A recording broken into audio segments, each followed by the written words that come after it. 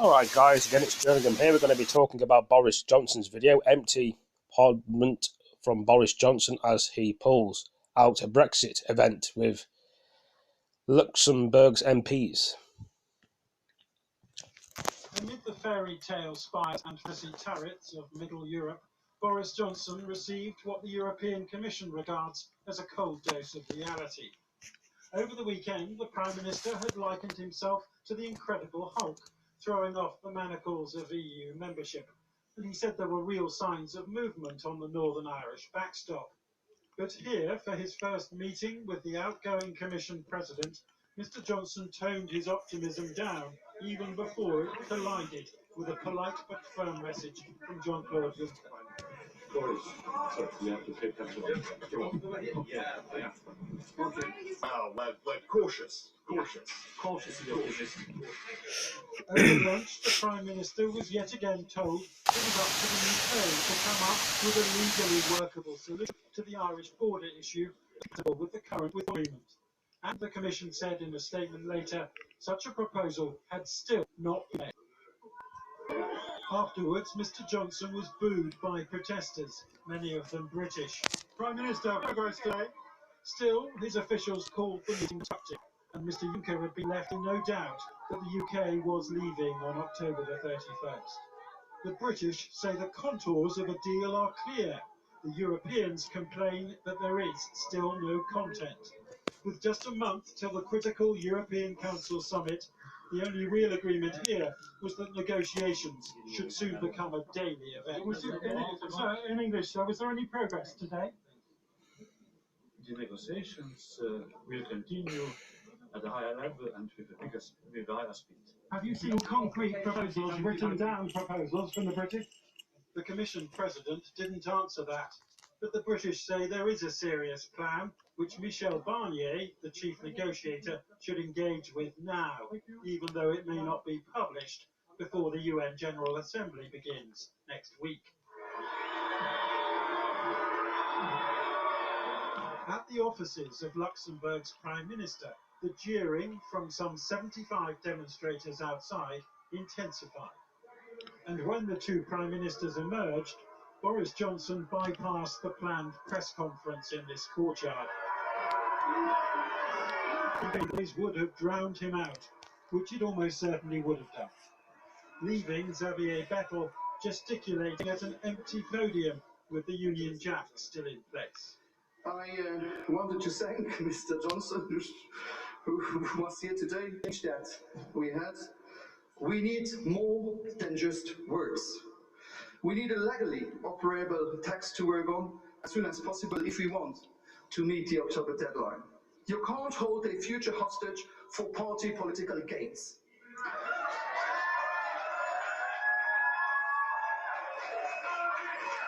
So now it's on Mr. Johnson. He holds the future of all UK citizens and every EU citizen living in the UK in his hands. It was a public and unprecedented humiliation of his absent guest, though afterwards Mr Johnson repeated that there was a good chance of a Brexit deal if only the Northern Irish backstop was scrapped. But if we can get that done, as I said before, then we're at the races. And I think we've got actually just the right amount of time to do a deal between now and the 17th, 18th of October. But as I never tire of telling you, if we can't do a deal by then, and obviously we want to work very hard to do it, if we can't do it by then we'll make sure that we can come out on the 31st of October, deal or no deal. Just the right amount of time to do a deal, he says, but there was no apparent bridge to one forged here today. That prize still beyond grasp. Jonathan Rugman, Channel 4 News, Luxembourg. The Prime Minister is back in Downing Street now. Our political correspondent Paul McNamara is there. Paul, the latest. Yes, well, the Prime Minister arrived back a little while ago through the back doors, and by that moment, the blame game was already well underway. Number 10 source telling us that they asked repeatedly to move the press conference inside. There was a press centre there where the Brexit Secretary, Stephen Barclay, did a press conference from in his last trip to Luxembourg, but the government of Luxembourg just weren't playing ball. The government of Luxembourg put out a statement today saying, We would have preferred a joint press conference, and there was no reason not to do one. The request to move one inside came too late. Not enough space, such a logistical purpose, to hold it outside. Look, I think what you got a real sense of today is that the Prime Minister of Luxembourg was relishing this moment. We were told at the start of the day that this would be mainly statements. There'd be no time for any questions. He'd only made a statement. He took lots of questions and really relished the moment. And ultimately, Boris Johnson is ending today with this being a talking point, and that is not going to be what he hoped for come the end of today. Paul McNamara in Downing Street. Diana. Thanks, John. Now, after getting her party's support for a pledge to cancel Brexit, the Lib Dem leader Jo Swinson has declared she wouldn't enter into a coalition with all Conservatives if there was a hung parliament after a general election. She says neither Boris Johnson nor Jeremy Corbyn are fit for the top job. Well, our political editor Gary Gibbon is at the Lib Dem conference in Bournemouth. Gary, what have you been hearing today? Well, while Boris Johnson believes the future of the Conservative Party is dependent on delivering Brexit here, they think the future of their party is dependent on owning the Remain brand. And what the big event that has happened here in terms of policy initiative is that Jo Swinson, as the new leader, has doubled down on policy on Remain and said that this is now the party of revoke. If the Lib Dems were to win a general election, that's what they would do. They think that is the way to grow their vote. It looks, when you talk to Lib Dem strategists, as though there are signs that it is growing in certain areas, but maybe coming down a bit in other areas because of this approach. Rural areas maybe suffering a bit, not advancing, whereas there could be some advance in some metropolitan, some urban areas. You also hear strategists that there's a concern that maybe they're putting all eggs in one basket. A huge chunk of Brexit is a danger it becomes a single issue. So if Brexit happen, the bubble that they're enjoying at the moment might just burst. But for the moment, the party is totally focused on trying to stop Brexit happening and also entertaining the new arrivals that have come to political parties. There's some flash photography in the report that follows. The man who led the way, the first MPs to cross the floor to join our party this summer. Conference, please welcome Chuka Umunna. The Liberal Democrats gave a prime speaking spot for the first in the recent wave of defence. Now, I've been to a few parties, and I hope you don't mind me saying this and sounding immodest to say that when I made the decision to this party, given the experience so far, this has been one of the best political decisions I've ever made since politics. He embraced his Paddy Ashdown's widow said he'd be proud. Well, he is an inspiration. Rarely can a political switcher have been absorbed and promoted so fast. You can have the yellow, haven't you? Some Lib Dems wanted assurances that the new arrivals have been properly checked out. Warm welcome from everyone, or some people sizing you up and just trying to work out whether you're a true believer? Well, I'm sure that they may be, but all I've had, to be honest, very, very warm welcome. He's trying to reassure Lib Dems that he interviews all potential defectors before they're allowed to join up. It's up to me to make sure that it's done properly and professionally. Anyone wouldn't it? We have conversations with lots of people that go nowhere. One of the new arrivals had two meetings today with Lib Dem activists unhappy. He had abstained from his vote on same-sex marriage and had supported HIV checks on those settling in the UK. So do you think you've calmed people down on both these issues, whether people should come to the country and gay marriage? I think that this is going to be an ongoing conversation because of, unfortunately, the way in which it's been stirred up by, interestingly, the extreme left and the extreme right. The party's new leader won conference backing yesterday for her first big policy move. Getting in the car. Jo Swinson committed the Lib Dems to revoking or abandoning Brexit altogether if the party wins the next general election. I feel we are opening ourselves up to similar accusations that we've been making against other people. You look like the Brexit party of the middle ground, suddenly. Well, yes, right, exactly. The Lib Dems' anti-Brexit branding is boosting support. Some wonder if the party risks becoming a single-issue campaign that would be at great risk if Brexit happened sometime soon. If it happened, couldn't the bubble burst quite quickly? I've thought about that, and I thought about whether a bubble burst could happen in the short term, and it could do to some extent. Great stuff. Tomorrow, Jo Swinson will tell the party faithful she's ready for number 10. In these turbulent times, a bold line for a Lib Dem leader to deliver. Well, earlier I spoke to Jo Swinson and asked her about that big policy initiative of the week. If the Lib Dems win a general election, they would revoke Article 50 and effectively rip up the result of the referendum. You said if we want to be a party of government, we need to speak to the whole country, no matter how people voted 3 years ago. You've given up on that? Not at all. I think we do need to speak to the whole country. There's a whole host of problems that our country is facing where we have strong solutions to. How are you hearing from Leave voters if you say you're ready to bin their vote? We're being straightforward about what we think is the best future for our country. I don't think it should be a surprise to anyone that the Liberal Democrats want to stop Brexit. We've been saying it very clearly for months.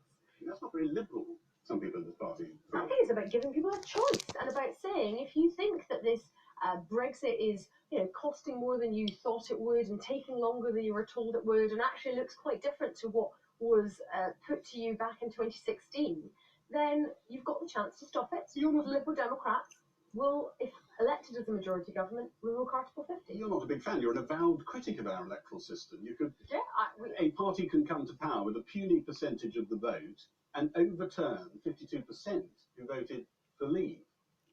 Of course, of course, I want to. Of course, I want to change our electoral system, and I will continue arguing to change our electoral system. You quite happily use it as a weapon to beat these Leavers over the head. It is the system that we have, and if the Liberal Democrats win a majority under this system, then I think that will be a pretty clear mandate for us to stop Brexit. It's a dodgy mandate according to the Liberal Democrats' creed, which is that this is a busted flush of a system. But you'd be using it. It doesn't seem very liberal. Look, if we end up with an election being the only way that people can have their say, then of course we need to make sure there is a clear choice for people at that election.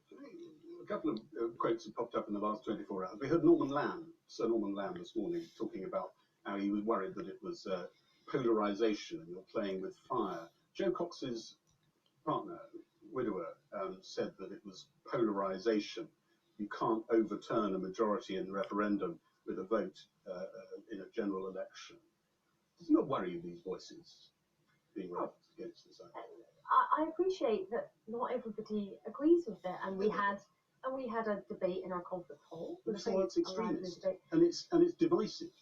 I think it's being clear and honest about where we stand, and I think it is about giving people that choice. It is our duty to make sure that they have the chance in a general election to choose to stop Brexit. Isn't the truth here, you're a bit worried that Labour, who've been on a bit of a journey, might just travel a bit more on that journey towards Remain. You won't have exclusive political terrain all to yourself, so you've just decided to outflank them and damn the principles. I am not worried about Labour because Labour have been all over the place and continue to be all over the place.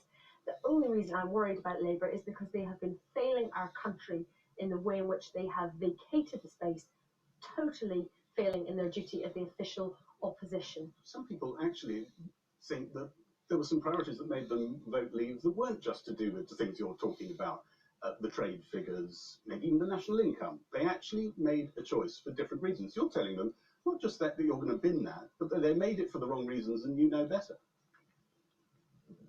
People, of course, voted on both sides of the referendum in 2016 for a whole host of different factors. And like any vote, there's a complex series of factors involved. But I do believe in our future in the European Union. I recognise that there are other people who take a genuinely held different approach, and I respect that. But I want to give people a choice. Rather than scratching their heads feeling you don't respect it at all. I don't agree with it, but I recognise their strength of feeling. Some people have been scratching their heads trying to work out how the Tory party, all these people who supported Tory austerity measures and the rest of it, is now saying, let's turn the taps on. Don't need austerity anymore. Are you in the same position as them? They haven't apologised for austerity. They haven't said it was wrong. Was it wrong? Are you going to apologise for it? Is it just switch the taps on and pretend it didn't happen? Well, I mean, I think the problems with the Conservatives' current plans is there's no detail about how they're going to pay for them, and they're suggesting they're going to have a magic money tree. So What I would say, carry on. what I'm saying, well, sometimes it's about making tough choices and about recognising where you need to make taxation decisions as well as spending decisions. And we will be straightforward and set out our plans at the forthcoming election whenever it is upon us. But I have been clear that there's things that we shouldn't have allowed through in the coalition government, and I think we have to learn from that experience and act differently in the future on particular issues. The bedroom tax would be a good example where I've already said I don't let through, and we've learned from that experience. Thank you very much indeed. Thank you. Well, that was very interesting. Someone would say to me, loads of words and that, words of bloody wisdom.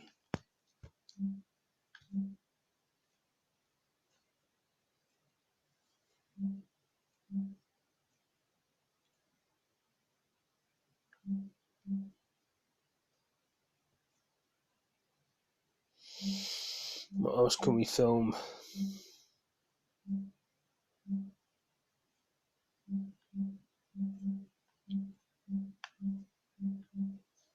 You've got a lively reception here from the Luxembourg and then cancelled your press conference. Well, I don't think it would have been fair to the Prime Minister of Luxembourg to.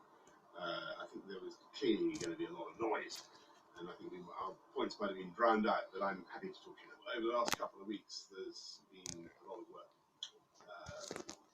Papers have been shared, but we are now in the stage where we have to start really accelerating the work. And that was the agreement today. And look, I don't want to get people's, we've got to manage this carefully. Yes, there is a good chance of a deal. Yes, I can see the shape of it. Everybody can see roughly what could be done. But it will require movement, and it will require the system by which the EU can control the UK after we leave, the so-called backstop, to go from that treaty. And that needs to happen. So that's a big change that we need to get done. But if we can get that done, as I've said before, then we're at the races. And I think we've got actually just the right amount of time to do a deal between now and the 17th, 18th of October. But as I never tire of telling you, if we can't do a deal by then, obviously we want to work very hard to do it. If we can't do it by then, we'll make sure we can come out on the 31st of October, deal or no deal. There are, as you know, Europeans who say that the backstop is sacred. It's too late to renegotiate it, and these talks are a sham. But you just want to know deal. Well, that's not. Well, I don't know who you've been talking to, but that's not what our interlocutors at EU heads of government level think at all. They know we're all working very carefully, and that goes for our friends in Berlin or in Paris or Dublin and in the Commission as well. So a lot of work is going on. I don't want to, this is a difficult moment because clearly we're very, very keen to do it, but I don't want people to think that it's necessarily in the bag. It isn't necessarily in the bag. It will be hard work to be done. The world we live in, eh?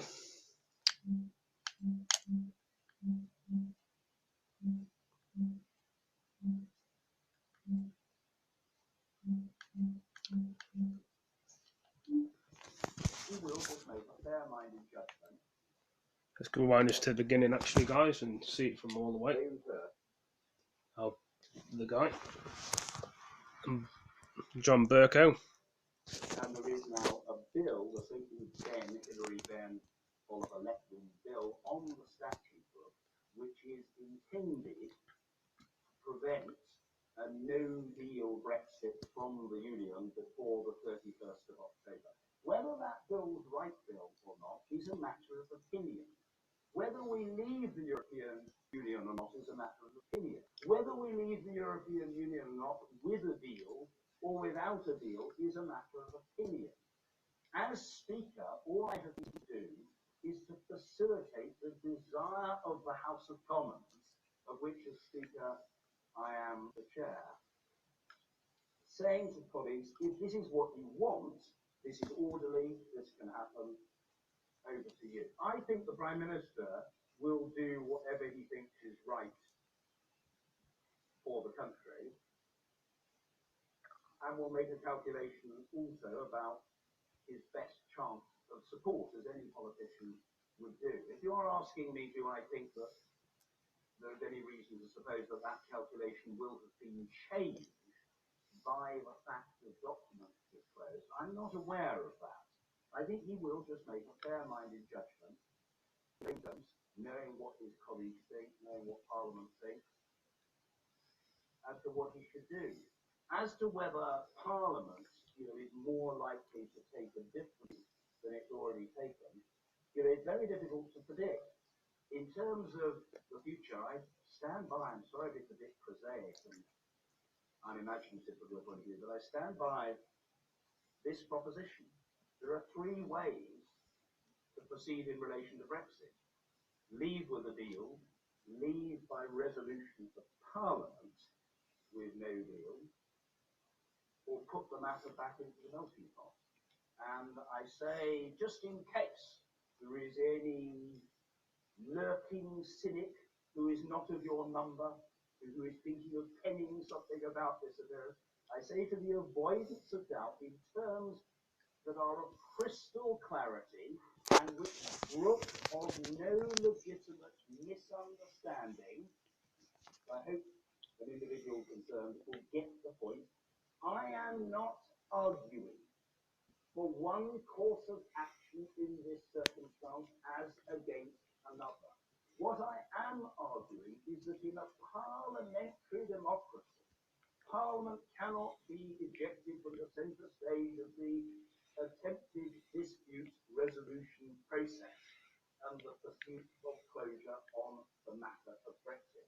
All I'm saying is we're a parliamentary democracy, there will be different opinions, there will be members of the public with different opinions, there will be media outlets with different opinions to which they are entitled, but no force on earth, as far as I'm concerned, is going to stop Parliament in a parliamentary democracy deciding what course it wishes to chart. Is a no-deal Brexit before the 31st of October possible, or not unless Parliament changes the law? Not unless Parliament changes the law. I cannot see that happening unless Parliament changes the law, and I'm not expecting that to happen. But other people may have a different view.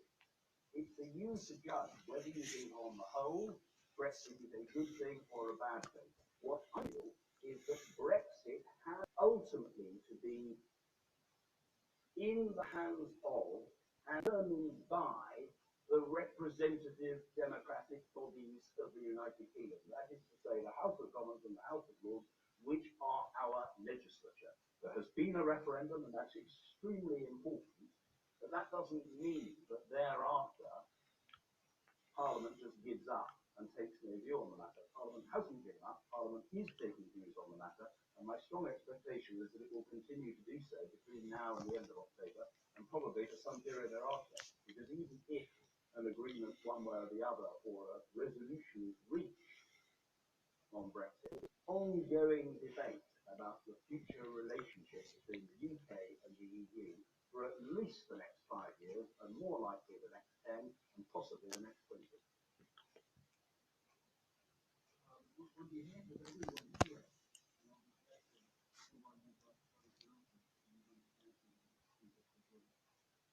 Thank you.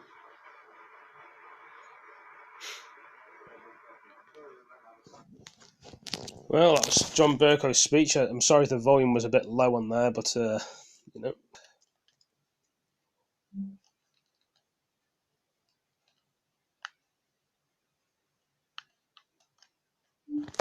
Prime Minister Boris Johnson is boxed in, or is he? Can he deliver Brexit on October 31, or will he die in a ditch trying, or will he decide not to die in a ditch after all? A deal on a Brexit withdrawal, a no-deal crash-out Brexit, a delay, or remaining with Europe? Politics looks like Eton mess. Yes, well, David McCready, the Chief Executive of the Australian British Chamber of Commerce, unpacks it all for us, starting with what on earth happened in the last week. Clearly, on Monday, Boris Johnson lost the second vote to ask for a general election, claiming again that shows confidence in his government from the opposition parties, seeing as they refused to vote against it. So that happened after a bill that came from the week before had passed the House of Lords and had been taken to the Queen for royal assent, that enabled the House to put a range of restrictions around the Prime Minister's future. One of those was to take no deal effectively off the table. Secondly, it forces the Prime Minister to either come back to the Parliament with a deal before the 19th of October, which would then be voted on by the House of Commons. Whether or not that passes, we'd have to wait to find out. But he basically goes to Europe with no deal being taken off the table, so his negotiating position is certainly weakened in terms of not being able to threaten the fact that they'll just leave anyway. He has to try and negotiate something better than what we've got at the moment, because we know the withdrawal agreement that Theresa May tried 3 times and failed 3 times to pass isn't acceptable to the House of Commons. So, Boris Johnson is boxed in. He's got the Parliament forcing him to go to Brussels for a delay, but he said he'd rather die in a ditch than for a delay. Do you think he's really genuinely trying to do a new deal by going over to Northern Ireland and trying to recut the backstop? I think so. I think he's been pretty clear actually the whole way along, including back during the referendum campaign, during his time as Foreign Secretary, indeed when he visited us here in Australia a couple of years ago, but also in the time during the leadership campaign for the Conservative Party and during his time as Prime Minister, that he wanted to go and get the best deal he possibly could. That's obviously been hampered by the moves by the House of Commons in the last week and a bit. So how do you see this playing out? Well, it's really interesting because we've got the European leaders meeting on the 17th of October. That's the reason why the 19th of October is the date by which you have to bring a deal back to the House of Commons.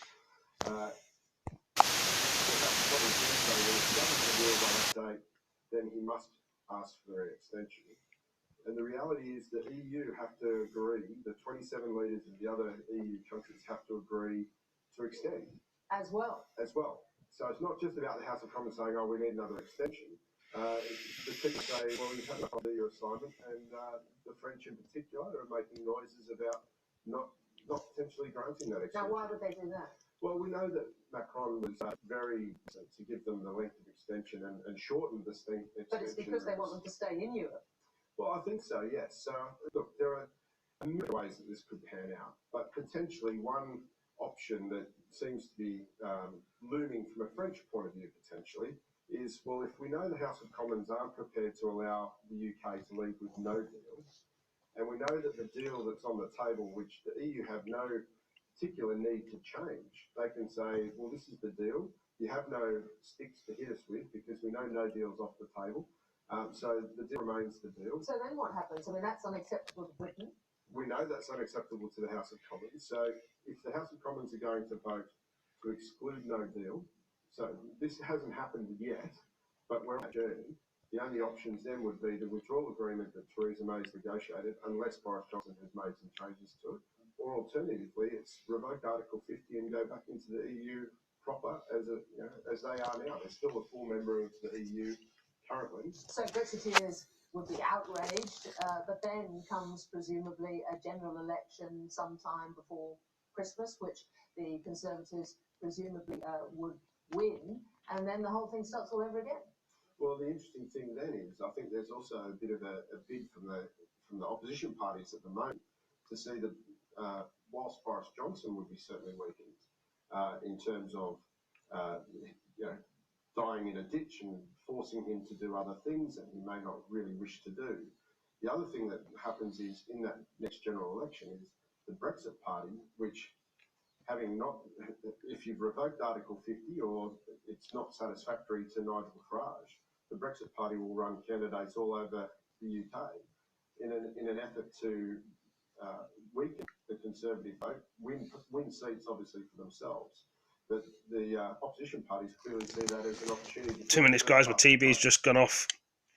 It's turned itself off again. I find it annoying that my TV does this sometimes. It wants to turn itself off. It's very irritating.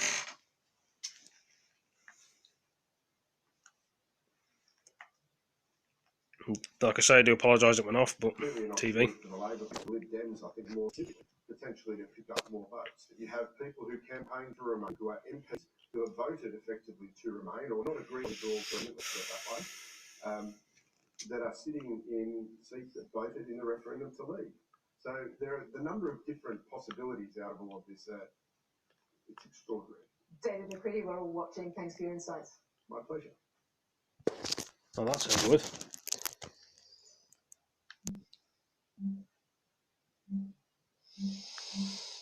Just thinking, guys. Anyway, I may leave it at that in this stream. Thank you for joining me, and I'll catch you in the next one. Peace. Please like, comment, subscribe, and like I say, share these videos with your friends. They're back to do some more next time. Take it easy, guys. Peace.